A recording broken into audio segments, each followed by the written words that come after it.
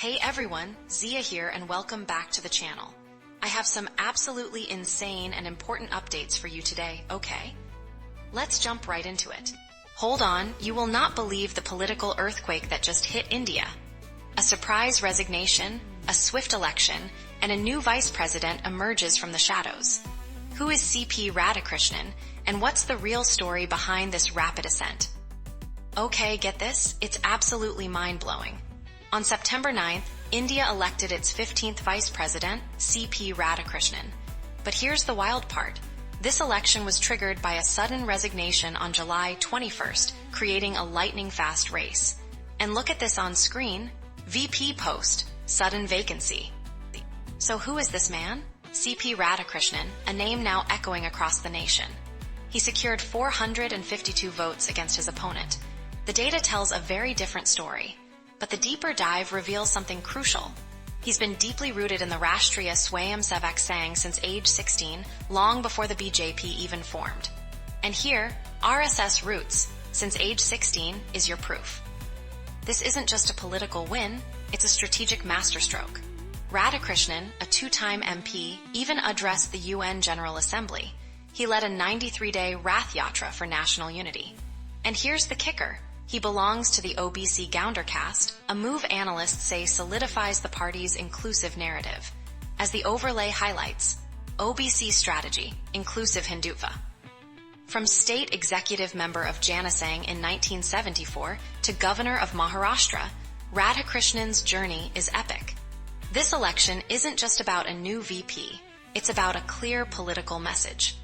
What's the real endgame here? Is this a brilliant strategic move? Or does it signal an even bigger political shift brewing for India? In other news, a surprising development has just come to our attention. Tired of endless toll queues, frantically searching for cash? Get this, a new system promised to make all that disappear. But is it truly the seamless future we hoped for, or are there hidden roadblocks waiting for us? Okay, you are not going to believe what we uncovered. Ministry of Road Transport and Highways, MoRTH, and NHAI just dropped the FASTag annual pass. Launched on August 15, 2025, and look at this, it is only 3,000 rupees. And the implications are just mind-blowing. But here's the wild part. While it promises up to 200 trips or a year of validity, it is not for everyone. Look at the screen. It clearly states private vehicles only.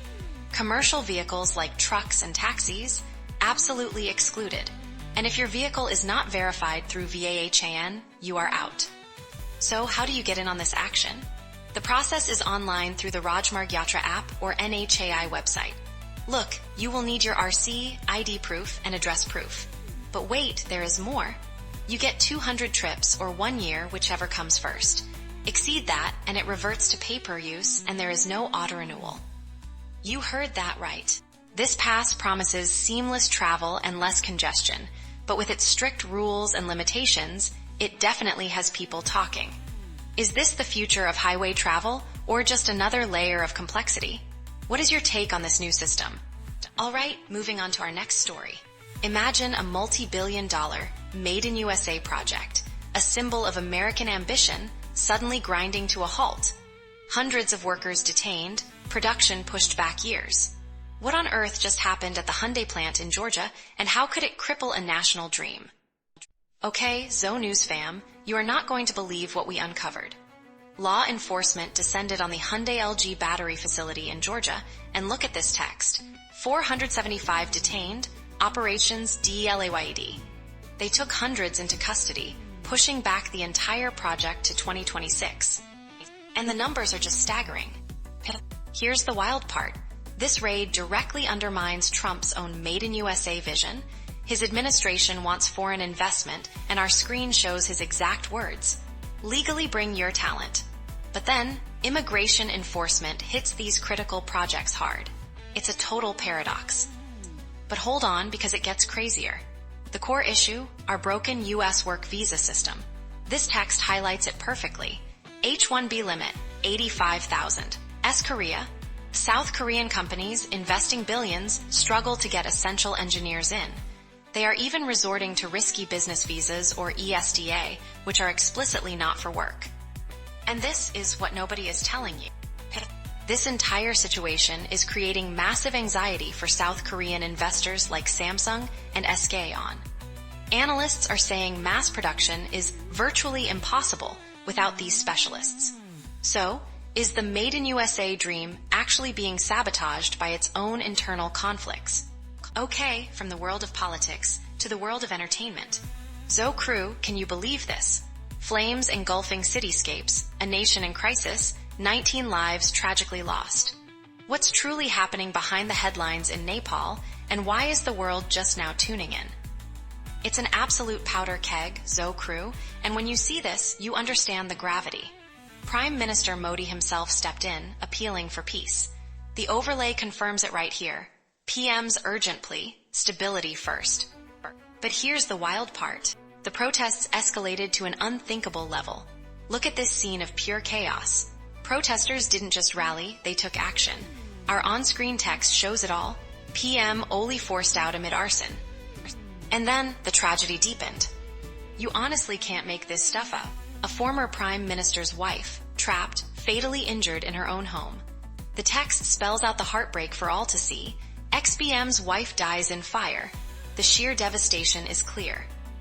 And the chaos continued, with even more political figures caught in the crossfire. The army has been deployed, a social media ban briefly imposed, then lifted. But the question remains, Zo Crew, what does this level of unrest mean for the future of Nepal? And now for something on a lighter note. Okay, you are not going to believe this. Was India's massive GST reform really a panic move because of Donald Trump's tariffs? The official story just dropped, and it's a wild ride. Finance Minister Nirmala Sitharaman just dropped a bombshell, telling us flat out that the GST reforms were not a reaction to U.S. tariff measures. Look at this text right here. GST reform in progress for over a year. And the proof is in the details. She revealed these reforms have been brewing for over 18 months, with the Prime Minister even reminding her after last year's budget income tax announcements. Check this out. PM's reminder, GST reforms. But hold on, because it gets crazier. What about exporters hammered by a 50% U.S. tariff? The government is working on a relief scheme, but they need data from those hit. Look at this crucial info.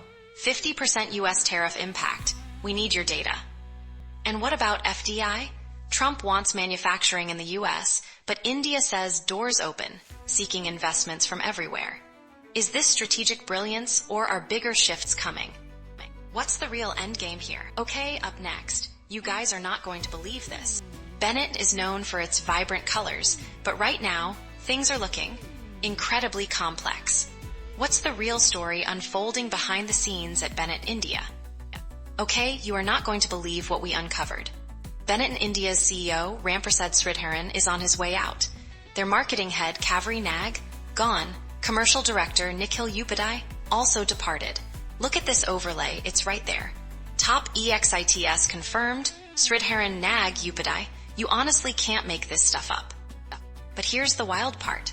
Globally, Benetton has been grappling with a massive restructuring and store closures, trying to trim losses.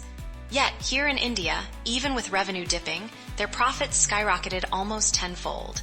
When you see the data in this infographic, it's crystal clear. India profit surge, 90.36 crore. So, with these amazing profits, why the leadership exodus? Sources are whispering that India isn't getting the crucial global support it needs, and marketing budgets are being severely cut. And this is a massive red flag. The official narrative just doesn't add up, especially when you consider this overlay asking. Global support dwindles. Global CEO Claudio Esforza insists India remains a priority market. But with top leadership gone and employees expressing concern, is this just a public relations effort to calm the waters? What's the real endgame here for Benetton India? And just when you thought the day couldn't get any stranger. Okay, you are not going to believe this. A classic Indian household name, known for its iconic furniture, is pulling off a massive, game-changing move. They're investing a whopping 300 crore rupees in a complete brand revamp, and an additional 350 crore in manufacturing. And the numbers are just staggering. They're aiming to double their revenue to 10,000 crore by 2028. Look at what it says on screen. But wait, there's more. This isn't just about money. They're rolling out 500 new stores, creating 20,000 square foot experience centers with cafes and breakout areas. Can you believe it? Check out the details on this graphic. Officially, the story is one thing. They have 15% of the organized market, but here's the wild part. 70% of India's furniture industry is still unorganized. Plus, they're going head-to-head with giants like IKEA, who themselves struggled with losses. This on-screen data highlights the challenge. So, can Godrej Interior really transform its legacy, double its revenue, and conquer the unorganized beast? Or is this massive revamp a gamble too far? What's your take on this? Drop your theories in the comments below. Now, for a look at what's happening in the world of finance. Okay, ZoFam, get ready for a deep dive. What happens when a global fashion giant suddenly sees its top brass vanish from its critical India market? This isn't just a reshuffle, it's a corporate earthquake. The CEO, marketing head, commercial director, all gone or on their way out from Benetton India.